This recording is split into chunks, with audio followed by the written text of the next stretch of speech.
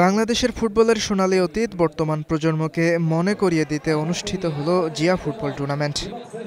শুক্রবার চট্টগ্রাম জেলা স্টেডিয়ামে টুর্নামেন্টের উদ্বোধন করেন বিএনপির স্থায়ী কমিটির সদস্য আমির খসরু মাহমুদ চৌধুরী, জাতীয় দলের সাবেক অধিনায়ক ও বিএনপির ক্রীড়া বিষয়ক সম্পাদক আমিনুল হক সহ অন্যান্য নেতাকর্মীরা।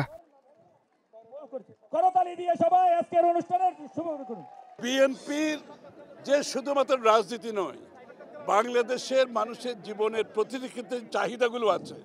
স্পোর্টস হচ্ছে তার একটা ক্রীড়াঙ্গন, এবং এই জন্য আমাদের বিশাল যে প্রোগ্রাম আছে আগামী দিনে সরকারে যদি আমরা যেতে পারি, তার কিছুটা আমি ব্যক্ত করেছি, এবং এই ক্রীড়াঙ্গনকে নিয়ে বিএনপির অনেক বড় চিন্তা আছে। একদিনের এই টুর্নামেন্টটি করার উদ্দেশ্য হচ্ছে যে সারা বাংলাদেশের সকল খেলোয়াড়কে একটি জায়গায় একত্রিত করা এবং মিলন মেলার মাধ্যমে আমরা বাংলাদেশের ক্রীড়াঙ্গন নিয়ে যে নতুন চিন্তা ভাবনা নিয়ে এগোচ্ছি সেই চিন্তা ভাবনাগুলো তাদের সাথে শেয়ার করে এবং তাদের কাছে পৌঁছে দেওয়া।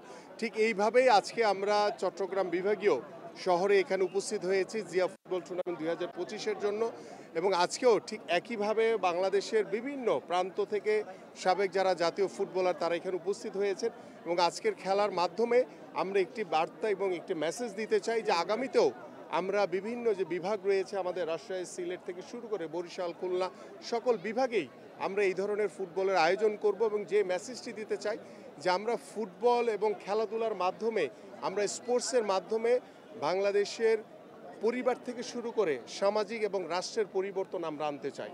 বাংলাদেশ জেলা ও বিভাগীয় ক্রীড়া সংগঠন অ্যাসোসিয়েশনের ব্যবস্থাপনায় টুর্নামেন্টটির আয়োজন করা হয়। এতে অংশ নেয় নীল, হলুদ, সবুজ ও লাল নামের 4টি দল। সাবেক ফুটবলারদের নিয়ে গঠন করা হয় এসব দল।